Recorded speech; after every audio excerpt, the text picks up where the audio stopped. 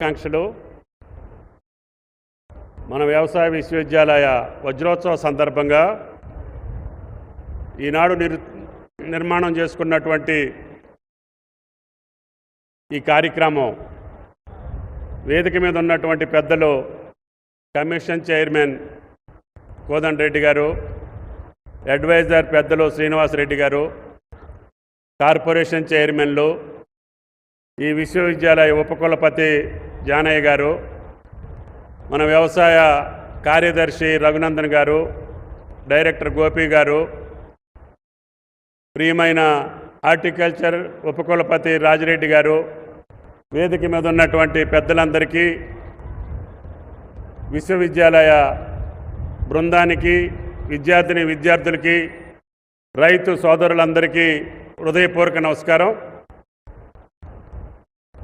వజ్రోత్సవ సందర్భంగా ఈ విశ్వవిద్యాలయం ఆనాడు సర్వేపల్లి రాధాకృష్ణ గారు వ్యవసాయ కళాశాలగా అంకురార్పణ చేస్తే గౌరవనీయులు దేశ ప్రధాని జై కిసాన్ జై జవాన్ అని నినదించినటువంటి భారత ప్రధాని లాల్ బహదూర్ శాస్త్రి గారి యొక్క చేతుల మీదుగా శంకుస్థాపన చేయబడ్డటువంటి ఈ విశ్వవిద్యాలయం ఆ తర్వాత భారత ప్రధాని శ్రీమతి ఇందిరాగాంధీ గారి చేతుల మీదుగా పరిపాలనా భవనాలను ప్రారంభించుకొని గత 60 సంవత్సరాలుగా ఈ రాష్ట్ర దేశ రైతాంగానికి సేవలు అందించి ఎంతోమంది విద్యార్థుల్ని తయారు చేసినటువంటి విశ్వవిద్యాలయం భవిష్యత్తులో ఇంకా జగదీప్యమానంగా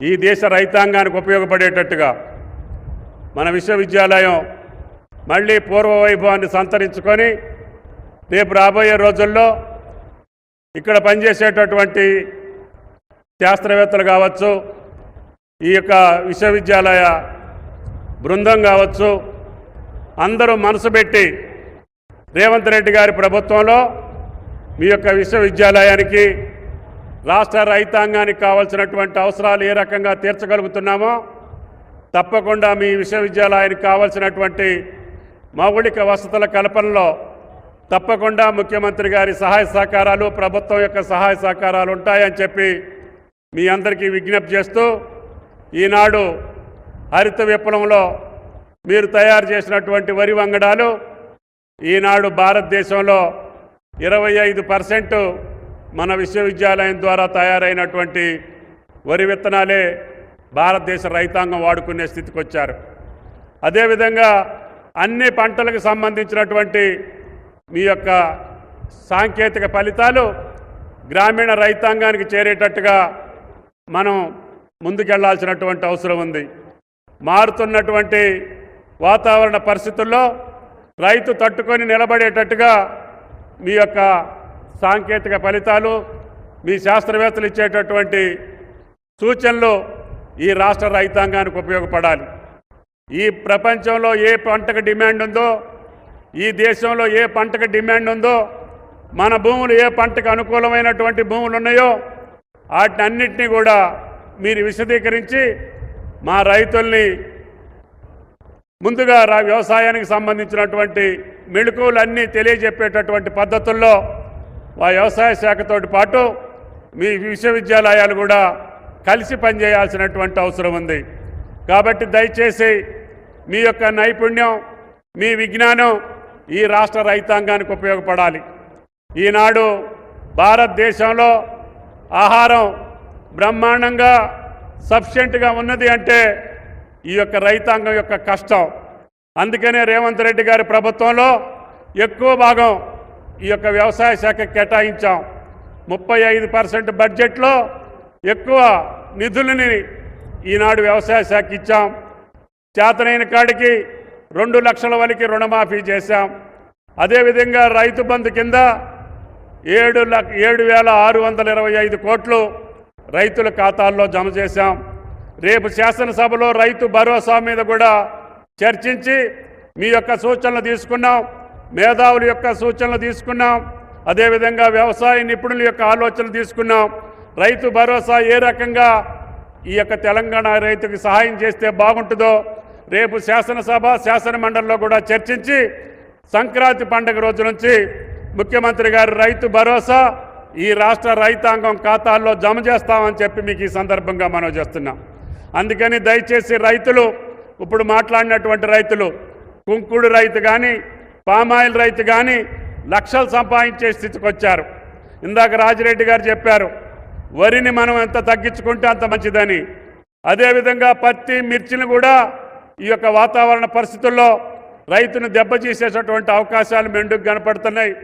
ఆ పంటలను కూడా తగ్గించుకొని వేరే కూరగాయలు కావచ్చు, హార్టికల్చర్ పంట ఉద్యానవన పంటలు కావచ్చు, వాటిని మన రాష్ట్రం ఎక్కువగా మనం ముందుకు తీసుకెళ్లాల్సినటువంటి అవసరం ఉంది.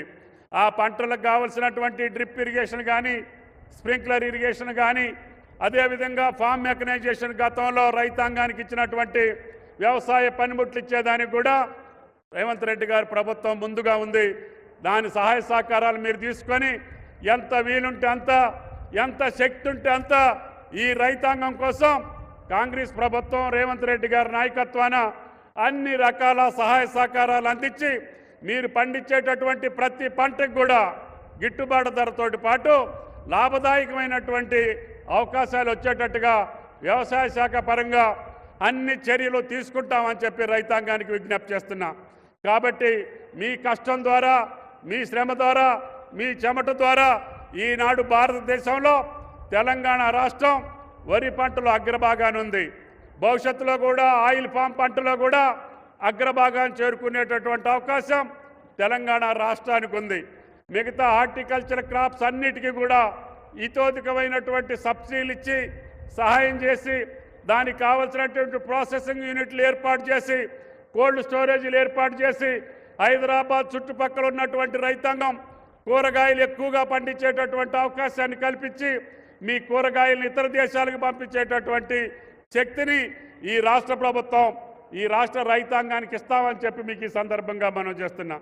కాబట్టి ఇంతమంది మహానుభావుల యొక్క సహాయ సహకారాలతోటి నెలకొల్పినటువంటి ఈ యొక్క వ్యవసాయ విశ్వవిద్యాలయం భవిష్యత్తులో ఇంకా ఎంతోమందికి మార్గదర్శకంగా ఉండాలని అందరి పిల్లలు కూడా వ్యవసాయ గ్రాడ్యుయేట్లుగా ఏర్పాటు కావటమే కాకుండా అందరూ వ్యవసాయంలో నిమగ్నం అయ్యేటటువంటి రీతిలో ఈ వ్యవసాయ శాఖను రూపుదిద్ది మీ యొక్క వ్యవసాయ విశ్వవిద్యాలయం యొక్క సాంకేతికపరమైనటువంటి సలహాలు సంప్రదింపులతోటి ఈ తెలంగాణ రైతాంగం చిరునవ్వులతోటి పంటలు పండించే స్థితికి ముందుకు రావాలని చెప్పి రైతాంగానికి విజ్ఞప్తి చేస్తూ ఈ ఏర్పాటు చేసినటువంటి వ్యవసాయ విశ్వవిద్యాలయ కులపతి జానయ్య గారికి, మా వ్యవసాయ శాఖకి, మీ అందరికీ కూడా ధన్యవాదాలు తెలియజేస్తూ సెలవు తీసుకుంటున్నా. జై హింద్.